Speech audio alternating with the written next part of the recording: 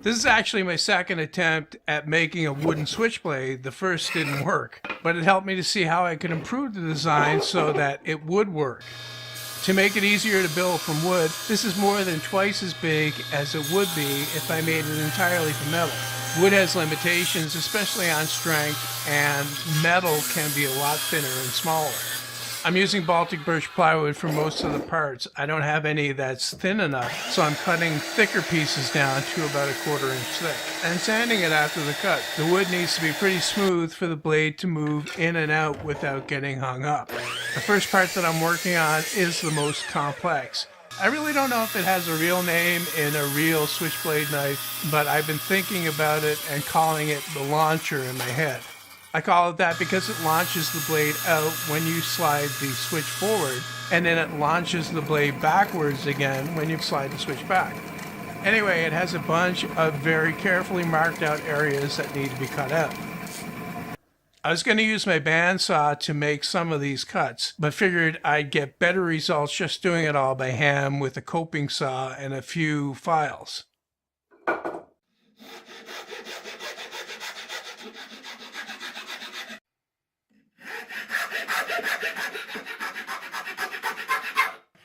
There are two V-shaped notches on either side of the launcher, and they push the springs that hold the blade in position.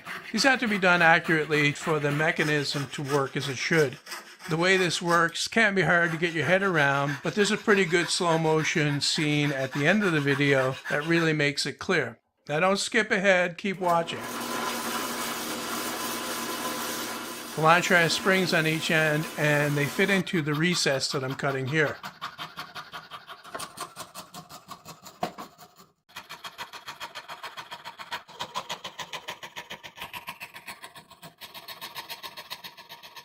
I'm usually not a big fan of fast motion video, but I threw some in here for those of you out there that like this kind of thing. I think this one here is actually 32 times its normal speed. And then some work with the file to clean up the slot. Like I said before, wood has limitations, so I decided to make these parts from steel.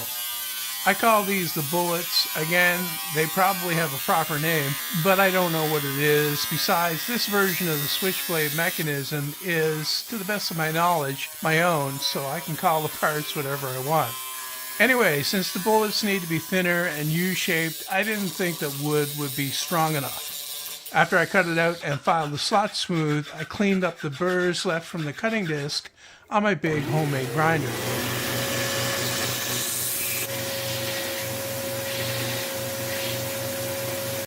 Then it's back to the launcher to cut out the recesses where the bullets will fit and slide back and forth.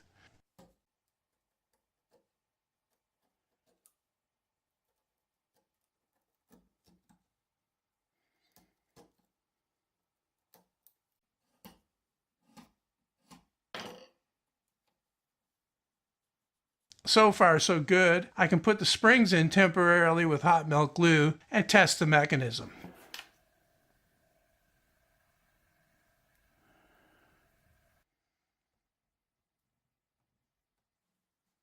Next up, the blade. There's no weird name for that since every knife has one. I'm using plywood again and making it into a typical double-edged shape.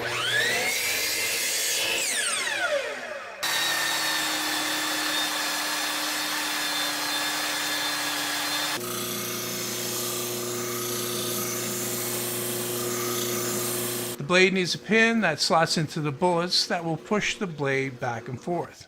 I'm using a number 8 machine screw threaded into the hole that I just drilled.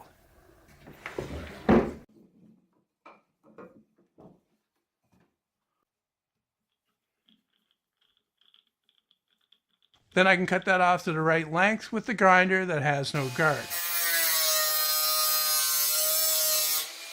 Now that all of the major parts are done, it's time for some assembly.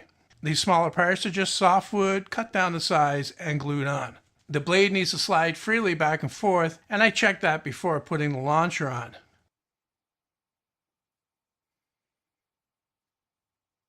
These other small parts guide the launcher as it moves back and forth.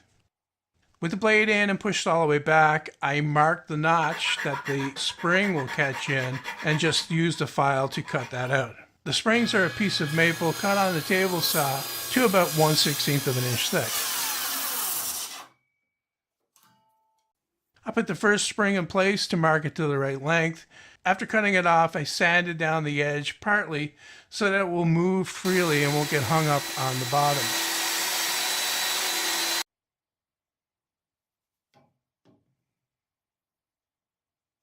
After it's been glued in and left to dry for a few hours, I tested it out to see how it works. Here you'll notice that I went from 2 springs down to 1 on each end, and that's because the 2 springs were meshed together and wouldn't compress enough. As it turns out, 1 spring is powerful enough anyway. Exactly the same procedure with the front wooden spring, except this time I sanded it down a bit thinner on my 1-inch belt sander. I made simple covers for the spring openings on the sides and glued those on. Time for another test to see if it works forwards as well as back. And it does, and that's a relief. Last thing to make is the top cover, but it needs some grooves cut into it to clear the springs. It would have been better if I had the exact size springs that match the thickness of the parts so that I wouldn't have to do this, but I'm working with what I have. Not a big deal anyway, it doesn't take long to cut them out with a sharp chisel.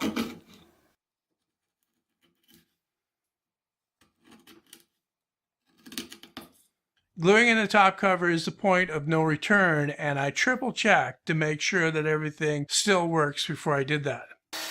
After the glue dried, I did some shaping on the handle. It's still really clunky looking, even though I did what I could to make it slimmer. I even cut some finger notches in it to make it look more menacing, but instead they made it look even more like a fish. Finishing touches to sharpen the blade, although I don't think I can make it, keen enough to cut paper or shave with.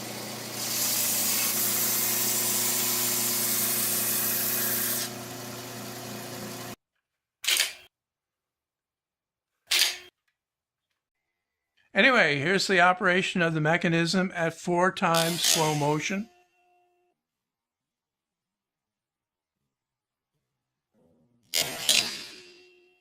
And here it is again at 8 times slow motion.